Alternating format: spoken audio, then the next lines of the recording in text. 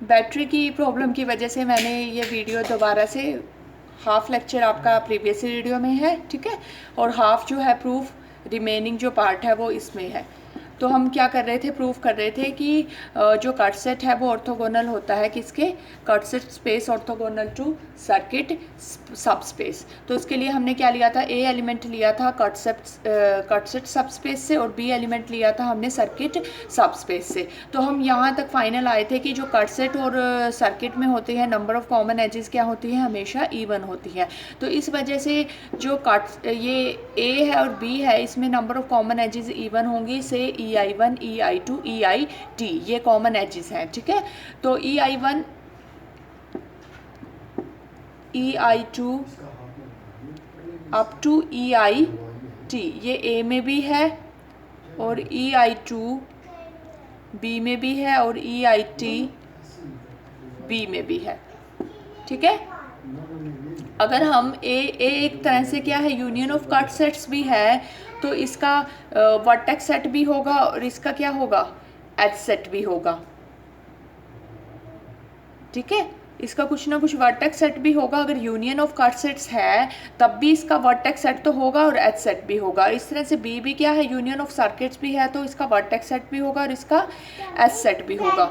अब जो as set है उसमें एजेस जो हैं ई डैश, ये तो कंफर्म है कि EI1 EI2 और EIT तो प्रेजेंट है, और इसी तरह से इसके एज सेट में भी EI1 EI2 और EIT ये एजेस तो प्रेजेंट है, बाकी का हमें नहीं पता, ठीक है। अब हम आते हैं जो हमारा आइसोमॉर्फिज्म था। आइसोमॉर्फिज्म WG से लेके ये जो मैपिंग थी ये कैसे डिफाइन थी कि अगर हम कोई H लेते हैं WG से, तो फाई ऑफ H क्या होता है आपका, α1 α2 अल्फ़ा M, ठीक है। वेयर अल्फ़ा I या तो 1 होगा या फिर 0 होगा, डिपेंड करता है कि अगर एज जो है EI एज अगर H से है,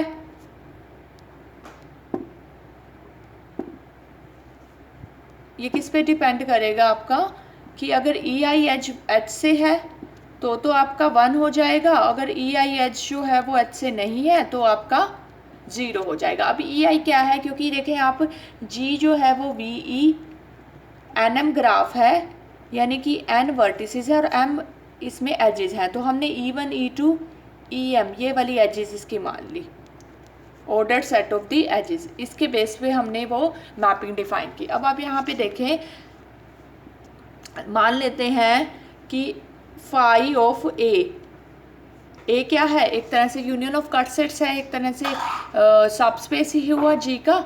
तो ये हमने मान लिया कि ये है α1 α2 अल्फ़ा M, ओके। अब यहाँ पे देखें α1 α2 अल्फ़ा M में कहीं ना कहीं I1 भी आएगा, कहीं ना कहीं I2 भी आएगा, IT भी होगा, जो हमने ऐसे डिफाइन किया है M। तो इन पोजीशन पे तो ये 1 है कंफर्म, बाकी का हमें नहीं पता, 0 हो, बाकी का हमें नहीं पता कि 0 है कि 1 है, ठीक है। इसी तरह से हमने डिफाइन कर दिया, आप ध्यान से सोचना इसे, ठीक है। फाई ऑफ B हमने डिफाइन कर दिया β1 β2 βM, okay.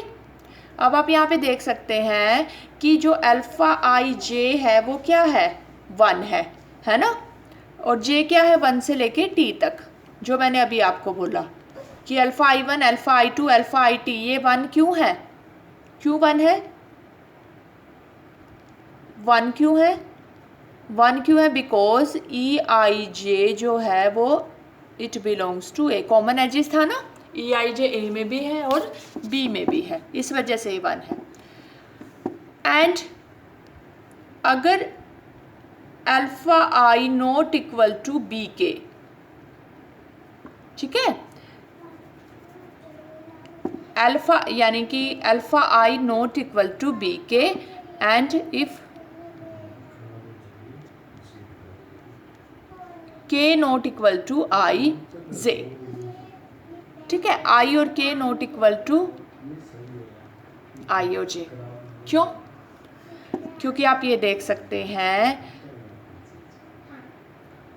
EI1 EI2 EIT इन्हीं पोजीशंस पे एजेस क्या हैं, कॉमन है, बाकी एजेस कॉमन नहीं है, यानी कि जो E1 है वो अगर A में है तो E1 do not belongs to B, है ना। अगर समझ रहे हो, अगर 1 जो है वो I1 I2 I2 को IT से लेके इनमें से किसी एक भी नहीं है 1, तो आप ये कह सकते हैं अगर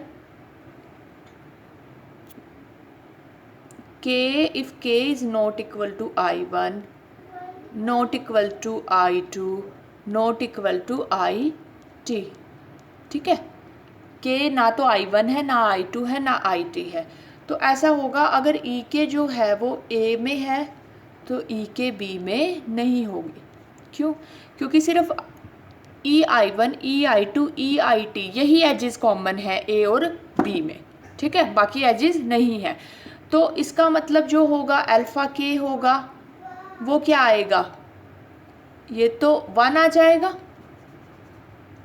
अल्फ़ा K 1 क्यों आएगा? क्योंकि EK जो है वो बिलोंग्स टू A है। और बीटा K क्या आएगा हमारे पास? 0, क्योंकि EK जो है वो डॉट बिलोंग्स टू B है ना। तो इस केस में इनका जो प्रोडक्ट होगा अल्फ़ा के B के वो क्या आ जाएगा? 1 0 0। एक केस ये बन गया, ठीक है। अब सेकंड केस आपका क्या बन सकता है कि EK जो है वो A में है और EK A में नहीं है और EK B में है, मतलब कॉमन नहीं है, ठीक है ना। कॉमन एजेस कौन सी है? EI1, EI2, EIT ही कॉमन है, बाकी एजेस कॉमन नहीं है।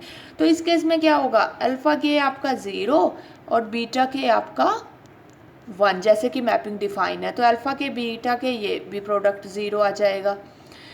लास्ट केस आपका क्या हो सकता है, अगर E के जो एज है वो ना तो A में है ना ही B में है, तो अल्फ़ा के क्या आ जाएगा? 0 और बीटा के क्या आ जाएगा? 0, और दोनों का प्रोडक्ट जो होगा अल्फ़ा के बीटा के वो क्या होगा? 0। तो फाइनली क्या हुआ कि अगर K I1 I2 IT नहीं है तो अल्फ़ा के बीटा के हमारे पास, यानी कि ये क्या आता है, प्रोडक्ट 0 आता है, ठीक है। और अगर सपोज अगर हम मानते हैं कि या तो I1 है या I2 है या IT है, तो उस केस में अल्फ़ा के और बीटा के क्या आता है? 1 1, यानी कि 1। क्यों? क्योंकि अगर हम EI1 की बात करते हैं, EI1 अगर EI1 A में भी है आपको पता है और EI1 B में भी है, तो अल्फ़ा I1 क्या हो जाएगा? 1, और बीटा I1 भी क्या हो जाएगा? 1। तो इनका प्रोडक्ट भी क्या होगा? 1 1, ठीक है। बिकॉज जो A मैपिंग है वो फाई ऑफ A क्या है? अल्फ़ा 1 अल्फ़ा 2 अल्फ़ा M, और फाई ऑफ B क्या है? M, ठीक है, ये है।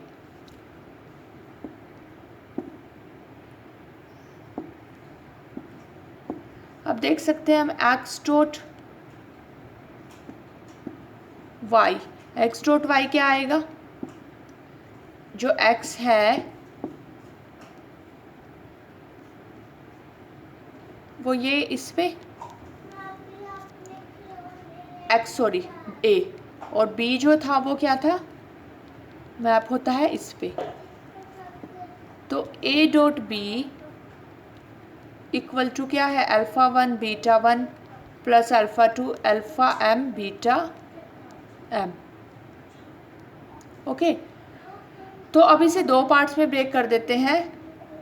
अल्फ़ा के बीटा के, अगर k जो है वो ij नहीं है, अगर k आपका और एक आपका क्या है?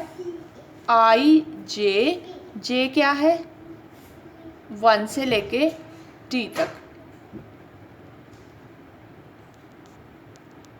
ठीक है। इन पोजीशंस पे इनकी वैल्यू क्या आएगी? 0, और इस पे क्या आएगी?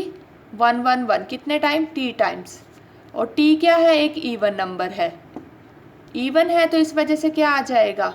ये वैल्यू क्या आएगी? t, यानी इवन है तो 2 का मल्टीपल होगा, 2 का मल्टीपल होगा तो क्या होगा 0। तो देयरफॉर दिस इम्प्लाइज आप क्या कहेंगे एक्स डॉट वाई क्या है 0 है, तो cut set space is orthogonal to circuit subspace. तो ऐसे आप इसका प्रूफ करेंगे।